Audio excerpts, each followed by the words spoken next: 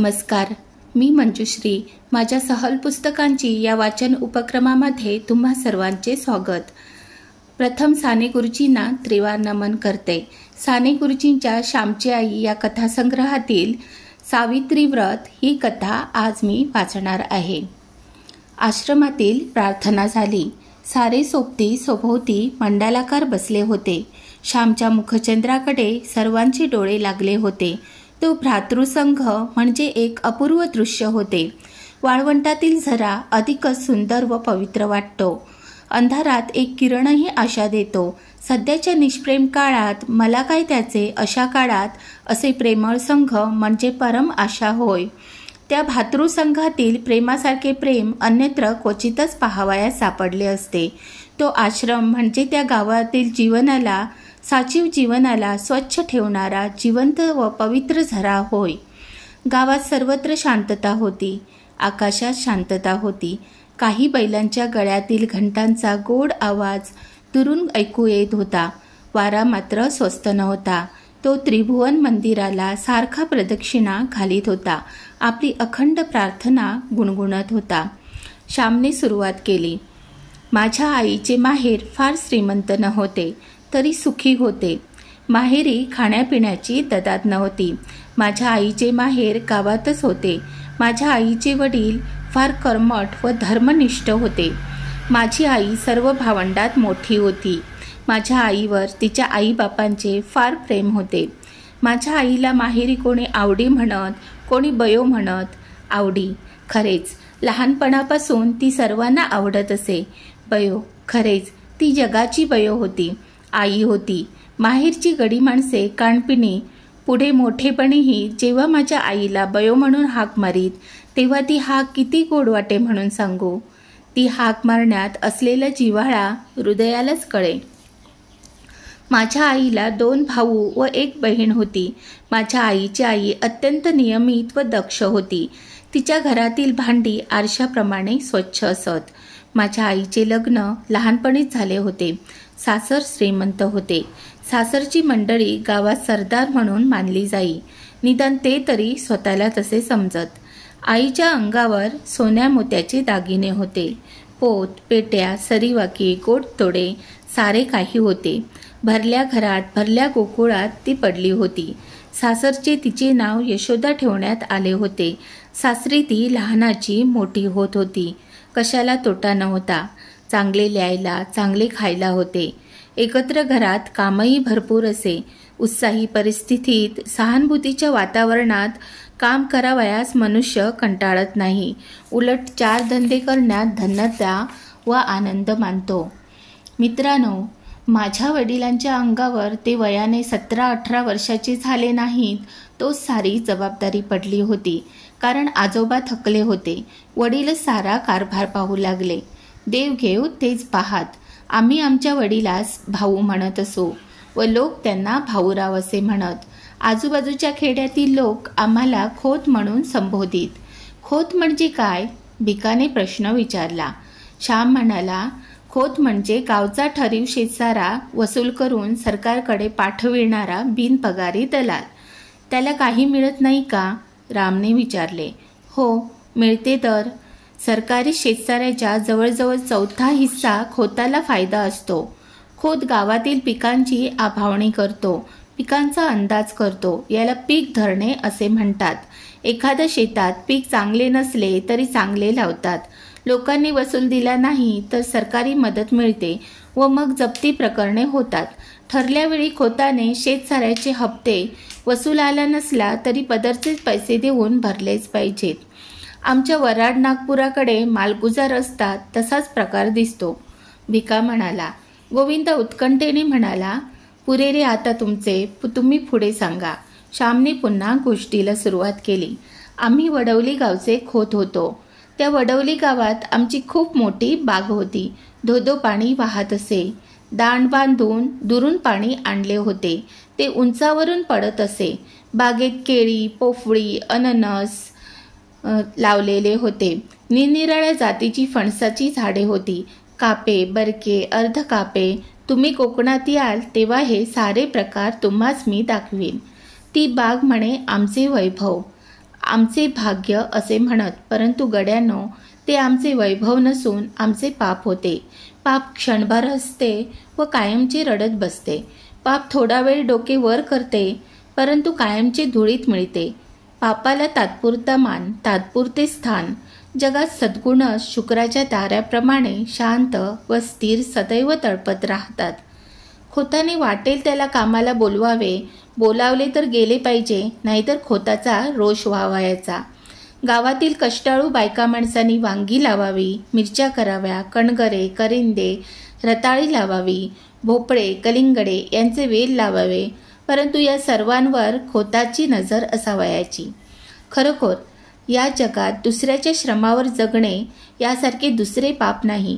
दुसऱ्याला राबवून रात्रंदिवस श्रमवून त्यांना तुच्छ मानून आपण गाद्या गिरद्यांवर लोळावे यासारखा अक्षम्य अपराध नाही. माझ्या आईला अंगाखांद्यावर जे दागिने होते ते कोठून आले? पाणीदार मोत्यांची नथ. खेड्यातील गरीब बायकांच्या डोळ्यातील मोत्यांसारख्या अश्रूंची ती बनलेली होती. त्या गरीब लोकांच्या सोन्यासारख्या मुलांच्या तोंडावरील हास्य व अंगावरील बाळसे आणि तजेला हिरावून माझ्या आईला सोन्याचे गोड तोडे करण्यात आले होते. परमेश्वराला हे सत्य माझ्या आईला पटवून द्यावयाचे होते. तो माझ्या आईला जागे करणार होता. माझे वडील स्वभावाने दुष्ट होते अशातला भाग नाही, परंतु पूर्वजांची प्रथा त्यांनी चालू ठेवली. खोताच्या अवास्तव अधिकारांचा त्यांना अभिमान वाटे. कोणी ऐकले नाही तर त्यांना वाटे हे कुणबट माजले. कुणब्याला कुणबट म्हणावयाचे व महाराला म्हारडा म्हणावयाचे, अशी ही पद्धत ठरलेली. असे म्हणताना आपणच माजलो आहोत, संतांत झालो आहोत, हे यांच्या लक्षातही येत नसते. वडिलांच्या हातात नवीनच कारभार आलेला, तथापि त्यांना फारसा अनुभव आला नव्हता. खोतपणाच्या तोऱ्यात एखाद्या वेळेस वाटेल ते बोलून जात व अनेकांची मने दुखावली जात. पूर्वजांची पापे होतीच. पाप किंवा पुण्य काही मरत नाही. जगात काही फुकट जात नाही. जे पेराल ते पिकेल, जे लावाल ते फोफावेल, फळेल. एकदा काय झाले, ती अवसेची रात्र होती. भाऊ वडवलीच गेले होते. सकाळी 8 वाजता ते त्या गावी जाऊन पोचले होते. आज गावाला जाऊ नका, आज अवस आहे वगैरे घरातील मंडळींनी त्यांना सांगितले, परंतु भाऊ म्हणाले, कसली अवस नि कसला शनिवार. जे व्हावयाचे ते होणार. प्रत्येक दिवस पवित्रच आहे. प्रत्येक दिवस देवाच्या घरूनच येतो. ते वडवलीच गेले. दिवसभर राहिले. तिन्ही सांजा झाल्या व ते घरी जाण्यास निघाले. घरोबाच्या एका म्हातारीने सांगितले, भाऊदा, तिन्ही सांजा म्हणजे दैत्याची वेळ. त्यावेळेस जाऊ नका. त्यातून अवसेची काळ रात. बाहेर अंधार पडेल. तुम्ही नाल्याजवळ जाल तोच अंधार होईल. येथेच वस्तीला राहा. कोंबड्याला उठून थंड वेळेस जा. भाऊंनी ते ऐकले नाही. ते म्हणाले, म्हातारे, अगं पायाखालची वाट. झाली रात्र म्हणून काय झाले, मी झपाझप जाईन. दूध काढतात तो घरी पोचेन. भाऊ निघाले. बरोबर गडी होता. त्या म्हातारीचा शब्द जाऊ नका सांगत होता. फळणारी पापे चल, राहू नको म्हणत होती. गावातील लोकांनी निरोप दिला. एक जण भेसूर हसला. काहींनी एकमेकांकडे पाहिले. भाऊ व गडी निघाले. अंधार पडू लागला. परमेश्वराचे, संतांचे व सतीचे अश्रू चमकू लागले. वडवली गावापासून 1.5 कोसावर एक पर्या होता. पावसाळ्यात त्याला उतार होत नसे. तो पर्या खोल दरीतून वाहत होता. त्याच्या आजूबाजूस किर्र झाडी होती. त्या झाडीत वाघ सुद्धा असे. तेथून दिवसा ढवळ्याही जावयास नवशिक्यास भय वाटे, परंतु भाऊ निर्भयपणे जात होते. त्यांना भीती माहिती नव्हती. भूते खेते जीवजीवाणू कसलेच भय त्यांना वाटत नसे. भाऊ दरीजवळ आले. एकदम शीळ वाजली. भाऊ जरा चपापले. पाप हे भित्रे असते. झुडपातून अंगाला काव फासलेली मांग बाहेर आले. भाऊरावांच्या पाठीत सोट्या बसल्या व त्या सरशी ते मटकन खाली बसले. झटकन गडी पडत गेला. भाऊंना खाली पाडण्यात आले. मांगाच्या हातातील सुरे चमकत होते. भाऊंच्या छातीवर मांग बसला. चरचर मान चिरायची ती वेळ. करंदीच्या जाळीत रातकिडे ओरडत होते. शेजारच्या भवनातून एक भुजंग फुतकार करीत सणकन निघून गेला. मांगाचे तिकडे लक्ष नव्हते. इतक्यात एका म्हातारीने ओरड केली, अरे बामणाला मारले, खोताला मारले रे, धावा. ते मांगही जरा भ्यायले.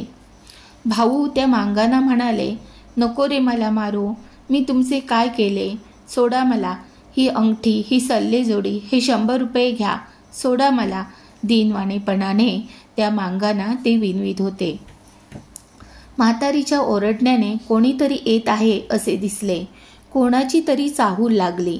मांगांनी त्या अंगठ्या, ती सल्लेजोडी, ते 100 रुपये घेतले व त्यांनी पोबारा केला. ते मांग काही खरे खुनी नव्हते, या कामात मुरलेले नव्हते, पण दारिद्र्यामुळे हे घोर कर्म करावयास ते प्रवृत्त झाले होते. त्या क्रूर कर्माच्या मुळाशीही दया होती, प्रेम होते. स्वतःच्या मुलाबाळांच्या प्रेमाने त्यांची खाका दूर व्हावी म्हणून ते मांग तो खून करू पाहत होते. कोणी म्हणतात की जगात कलह, स्पर्धा हेच सत्य आहे, परंतु त्या कलहाच्या मुळाशी, या धडपडीच्या मुळाशीही प्रेम आहे.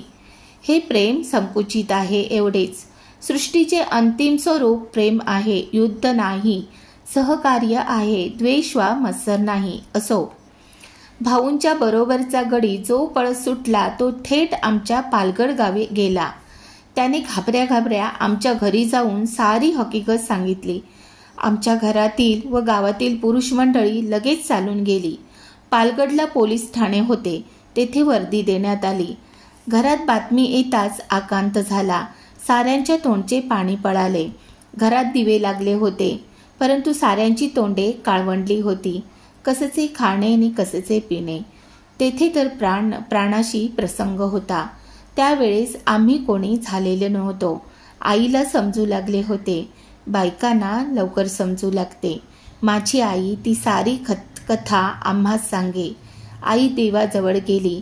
निर्वाणीचा तोच एक सखा. देवाजवळ जाऊन आईने पदर पसरला. ती म्हणाली, देवा नारायणा, तुला माझी चिंता, तुला सारी काळजी. आई जगदंबे, तुझी मी मुलगी, मला पत्रात घे. माझे कुंकू राख, माझे चुडे अभंग ठेव, माझे सौभाग्य नको. आई, आई, त्यावर कुऱ्हाड नको पडू देऊ. मी काय करू, कोणते व्रत घेऊ. देवा, माझी करुणा येऊ दे तुला, तू करुणेचा सागर. येऊ देव घरी सुखरूप, पाहीन त्यांना डोळे भरून. नांदू तुझ्या आशीर्वादे सुखाने जन्मभर. मला दुसरे काही नको. नको ते दागिने, नको ती मोठी वस्त्रे, कशाला मिली ती खोती. नको मला काही नको. पती हाच माझा दागिना, तेवढा दे देवा. असे म्हणून आई विनवू लागली, रडू लागली. आईने देवाला आळविले, प्रार्थिले, परंतु नुसती प्रार्थना काय कामाची. प्रत्येक गोष्टीत त्याग पाहिजे, व्रत पाहिजे. माझ्या आईने या रात्री सावित्रीचे व्रत घेतले. मित्रांनो, जीवनाच्या कठीण प्रसंगी धीर द्यावयास भारताच्या इतिहासात कितीतरी दिव्य स्त्री पुरुष रत्ने आहेत. राम आहे, हरिश्चंद्र आहे, सीता आहे, सावित्री आहे. तुम्ही इतिहास लिहा किंवा लिहू नका, सावित्री अमर आहे. स्त्रियांना सदैव ती धीर देईल, मृत्यूशी झगडण्याचे धैर्य देईल. मनुष्याचा पवित्र व निर्मळ निश्चय मरणाजवळ झगडण्यासही बळ देत असतो. माझ्या आईचे सौभाग्य आले. भाऊ घरी आले. त्या वर्षापासून आई सावित्रीचे व्रत करी. दरवर्षी ज्येष्ठी पूर्णव येण्याच्या आधी 2 दिवस ती उपवासास सुरुवात करी. घेतलेले व्रत कधी सोडता येत नाही. या व्रतात वटपूजा करावयाची असते. आकाशाला कवटाळू पाहणाऱ्या चिरंजीव अक्षय वटाची पूजा करून अक्षय सौभाग्य मिळवावयाचे. वटवृक्षाप्रमाणे कुळ वाढो, ते जगाला छाया देवो, आधार देवो. वटवृक्ष उंच वर जाऊन जणू स्वशिराने देवाच्या पायाला स्पर्श करतो. त्याप्रमाणे कुळालाही वर जाण्याची, उन्नत होण्याची सदैव इच्छा असो. वटवृक्षास अनेक पारंब्या व तणावे फुटतात. त्याप्रमाणेच कुळविस्तार होवो व कुळाला बळकटी येवो, या व अशा शेकडो भावना या वटपूजेने कळत व नकळत बायकांच्या जीवनात येत असतील. सावित्री व्रताचे दिवस जवळ येत चालले म्हणजे माझी आई गंभीर होत असे. मी त्यासंबंधीचीच एक आठवण सांगणार आहे. आतापर्यंतची ही प्रस्तावनाच होती. त्यावेळेस मी 8-9 वर्षाचा असेन. सावित्री व्रताला आरंभ होणार होता. माझी आई हिवतापाने आजारी होती. हिवताप सारखा तिच्या पाठीस लागला होता. या व्रतात 3 दिवस वडाला 108 प्रदक्षिणा घालावयाच्या असतात. आईला जरा चालले तर घेरी येत होती. आईने श्याम अशी हाक मारली. मी आईजवळ गेलो व विचारले, काय आई, काय होते, पाय का चेपू? आई म्हणाली, पाय नको रे चेपायला, मेली रोज चेपायची तरी किती, तू सुद्धा कंटाळला असशील हो, पण मी तरी काय करू? आई ते करुण शब्द ऐकून मला वाईट वाटले. मी रडू लागलो. आई पुन्हा म्हणाली, श्याम, तू दिवसभर काम करून दमतोस हो, पण उद्यापासून तुला आणखीन एक काम 3 दिवस करायला सांगणार आहे. करशील ना तू बाळ? कोणते काम? आई, मी कधीतरी नाही म्हटले आहे का? मी म्हटले. आई गईवरून म्हणाली, नाही, तू कधीसुद्धा नाही म्हणत नाहीस. हे बघ, उद्यापासून वटसावित्रीचे व्रत सुरू होईल. मला वडाला 108 प्रदक्षिणा घालता येणार नाहीत. मला भोवळ येईल. कशी तरी पारावर तुझा हात धरून जाईन, पूजा करीन, 3 प्रदक्षिणा घालीन, बाकीच्या प्रदक्षिणा तू घालवो बाळ. असे म्हणून आईने माझा हात आपल्या हातात घेतला. प्रेमळ व करुण अशा दृष्टीने तिने माझ्याकडे पाहिले. आई, माझ्या प्रदक्षिणा कशा चालतील? मी विचारले. चालतील हो बाळ. देवाला डोळे आहेत. देव काही मेला नाही. त्याला सारे समजते, कळते. तू म्हणजे मीच नाही का? अरे, तू माझ्या पोटचा गोळा, माझाच जणू भाग, माझेच तू रूप. तू प्रदक्षिणा घालशील त्या माझ्याच होतील. मी दुबळी, आजारी आहे, हे देवाला माहिती आहे, आई म्हणाली. पण मला बायका हसतील. मी नाही जाणार वडावर. शाळेत जाणारी मुले मला बघतील व शाळेत आहारी बायको असे म्हणून माझी फजिती करतील. मला लाज वाटते. मी नाही जाणार. शिवाय शाळा बुडेल, मास्तर रागवतील, अशा अनेक सबबी मी सांगू लागलो. आईची म्लान मुद्रा खिन्न झाली. ती म्हणाली, श्याम, आईचे काम करावयास कसली रे लाज? हे देवाचे काम, ते करीत असता तुला कोणी हसले तर तेच वेडे ठरतील. देवाचे काम करावयास लाजू नये. पाप करावयास माणसाने लाजावे.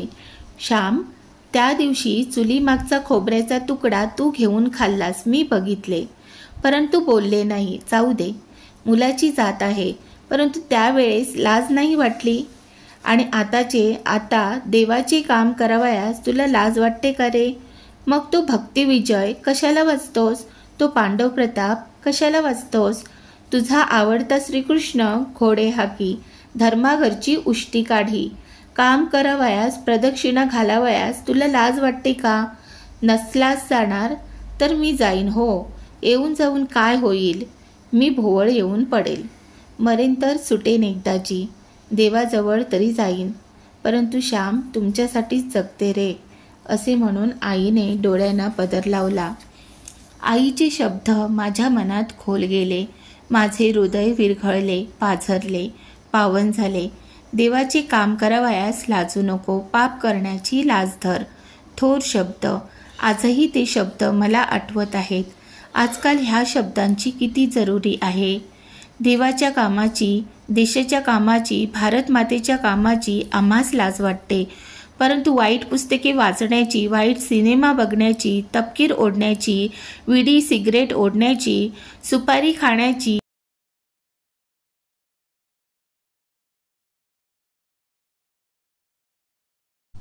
चैन करण्याची लाज वाटत नाही. पुण्यकर्म, सत्कर्म करण्याची लाज वाटू लागली आहे व असत्कर्म करण्याची प्रौढी व संस्कृती येऊन राहिली आहे. फार वाईट आहे ही स्थिती. मी आईच्या पाया पडलो व म्हटले, आई, जाईन हो मी. कोणी मला हसो, कोणी काही म्हणो, मी जाईन. पुंडलिक आईबापाची सेवा करून मोठा झाला. देवाला बांधून आणता झाला. तुझे काम करून मला तुझा व देवाचा लाडका होऊ दे. शाळेत मास्तर रागवले, त्यांनी मारले तरी चालेल. आई, तुला माझा राग आला होय? तुला वाईट वाटले? असे केविलवाणे मी विचारले. नाही हो बाळ, मी तुझ्यावर कशी रागवेन? मला तुझ्यावर रागवता येत नाही हो श्याम. आई म्हणाली.